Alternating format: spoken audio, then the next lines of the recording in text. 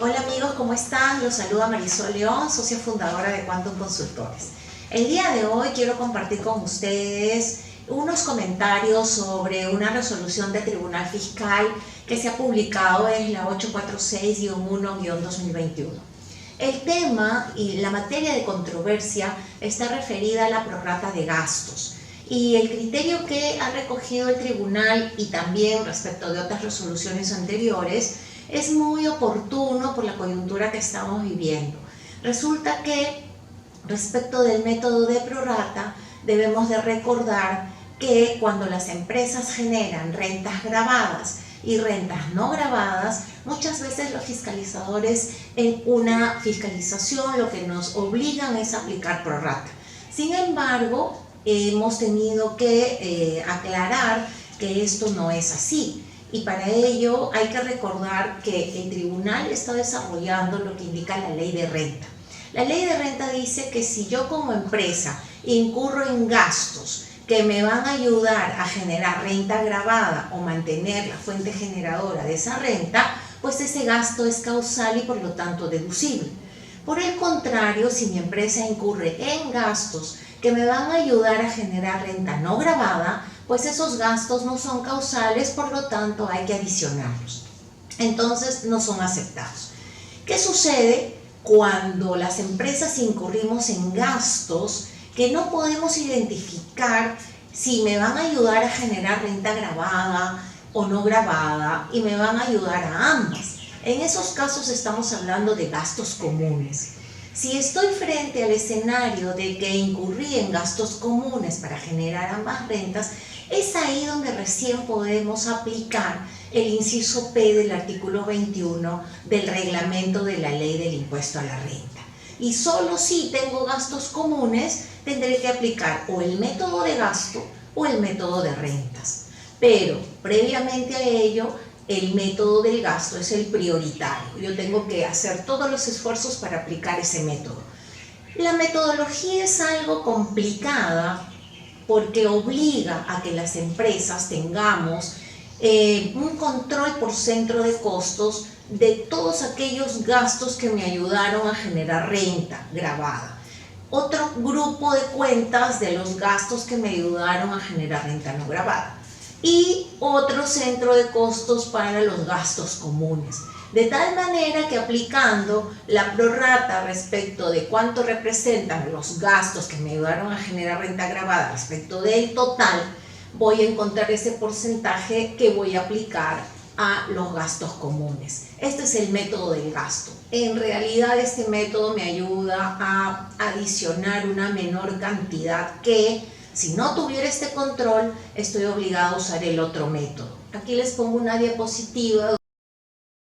El caso de la empresa que usa un método de gastos directos y obviamente limpio de reparos, como lo ven en el caso, y ahí ven el procedimiento de aplicación de la prorrata. Este es el que siempre recomendamos y es el que la ley exige.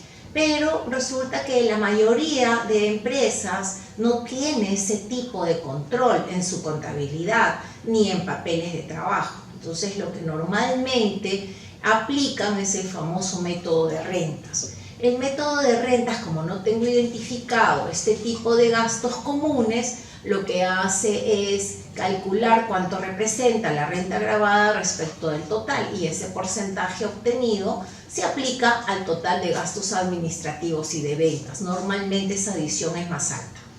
¿Qué es lo que ha resuelto el Tribunal Fiscal en este caso en particular?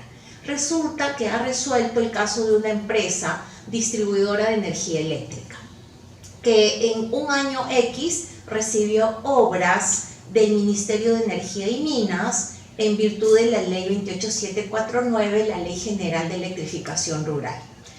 Y en el ejercicio en el que recibió las obras, incurrió en unos gastos de emisión o de elaboración del expediente técnico con la finalidad de recibir estas obras. Fueron a título gratuito y por lo tanto en ese ejercicio no fue fiscalizado, sino en el ejercicio siguiente.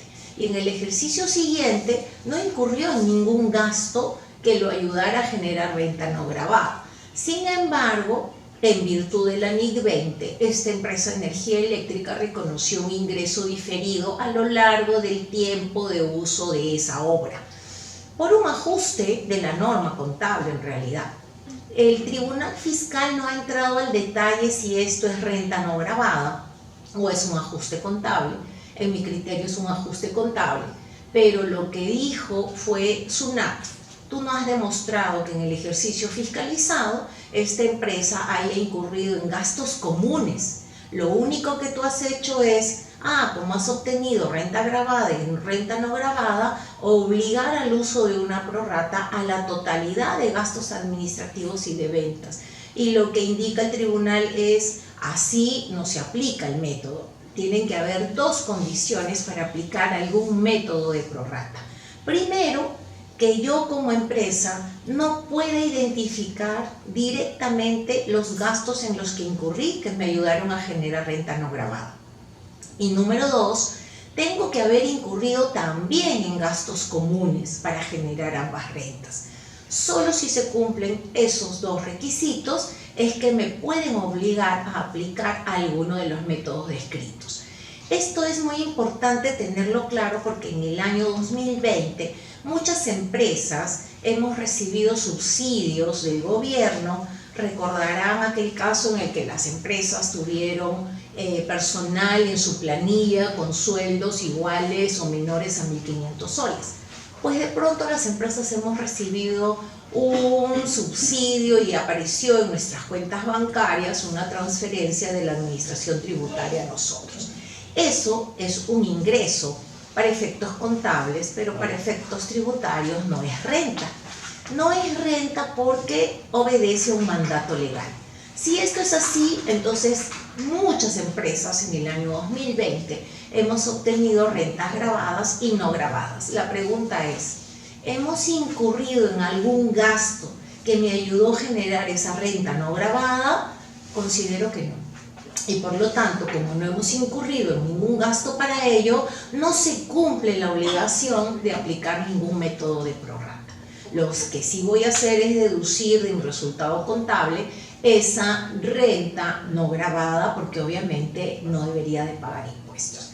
Espero que este análisis los ayude en la coyuntura actual y tener en cuenta que únicamente yo puedo aplicar el método de prorrata de gastos o de rentas de manera en siguiente orden, solo si yo no puedo identificar el gasto directamente relacionado. Este análisis no solamente sirve para los subsidios, sino también encajaría para cualquier otro caso como el drawback, como los intereses de pagos indebidos o pagos en exceso. Y finalmente, tener en cuenta que no me obligo a aplicar ninguno de estos métodos si estamos hablando de ajustes contables. Esto ya lo dejaré para una siguiente edición, porque en nuestro criterio el hecho de reconocer un ingreso por la NIC 20 no califica como renta no gravada, sino como un ajuste contable. Espero les haya ayudado en este tema y nos estamos viendo en la siguiente edición. Hasta luego.